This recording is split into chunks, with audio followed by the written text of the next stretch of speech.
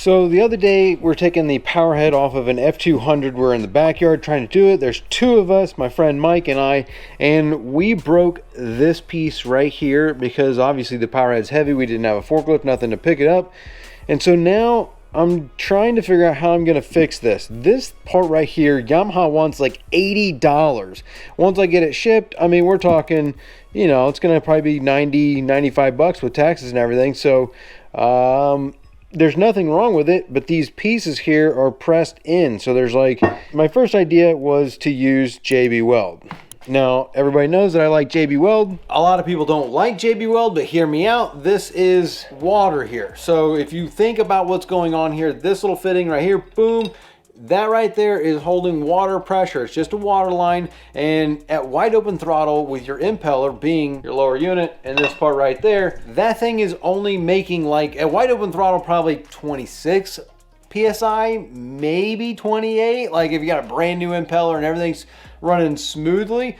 But at idle, the thing's only gonna be making 1 PSI, maybe 2 PSI. It's not a lot. At trolling speed, you're probably pushing 10 PSI through here. So we're talking about 10 PSI or max. Okay, let's cap it out. Let's say you got 30 PSI of water going through this. So something like JB Weld is not, this is gonna hold up against 30 PSI of water pressure. It's not gonna bust. This is extremely useful for a lot of cases. Though, in this situation, I've got a different idea of what I wanna do here. I'm thinking that this right here, let me show you something. Gotta dig some Durbinski out of here real quick, because what I need is down here.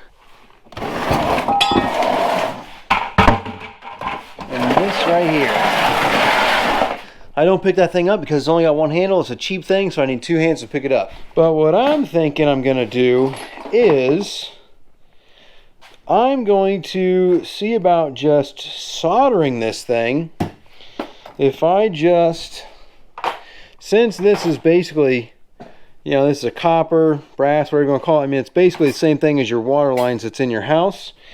So I'm thinking if I just flux it and I just solder it, that should fix my entire issue altogether. So that's what I'm going to do. I'm going to clean this thing up and I'm going to see if I can't solder this piece and if that will actually fix my issue with just some solder. I wish I had something less than this. I mean, this is obviously, you know, plumbing equipment here, but that's my idea. So let me start cleaning this up and we'll see if I can actually get this to solder together and not have to spend $100 on this thing here. I also don't want to, I need to clean this out. Let me get my pick out. I'm going to clean this out because I also don't want solder to go in there and build up a blockage inside, because this is a very, very small tube there. You know, I mean, look at that hole. It's very, very tiny where I can get the, you can't even see it, but let me clean it up and we'll start solder. We'll try and solder this. Honestly, this thing was already previously soldered. No wonder it broke off of there. Getting in here is going to be the real pickle. Getting in here right here to clean it out's not the real problem.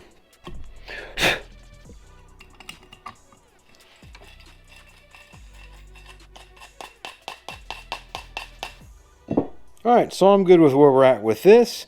Now what I need to do is I'm going to actually wrap this up and put this in the vise. That way I don't have to hold this when I try and heat it up.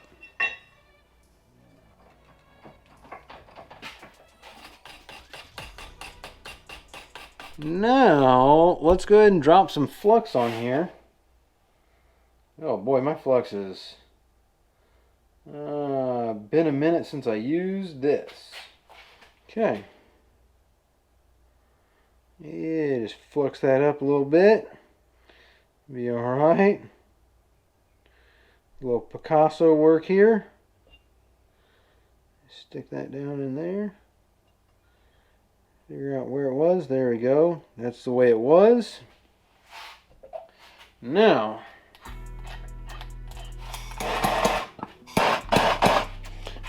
Don't want to mess up my Sun here. Turn this bad boy over.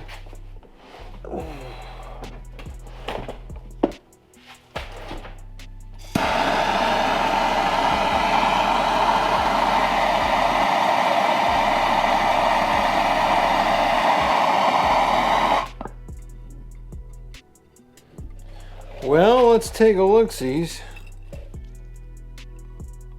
Yeah, you know what?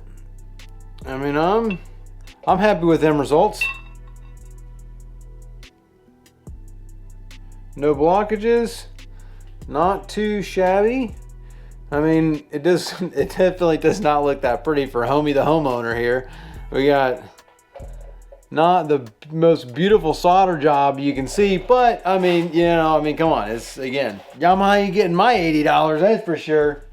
So that works for me. I think I just fixed my problem. This is awesome. Done and dusted. So this can now go back on the engine. We're actually doing an oil pump on that video, so that's a whole nother thing. Here's the oil pump.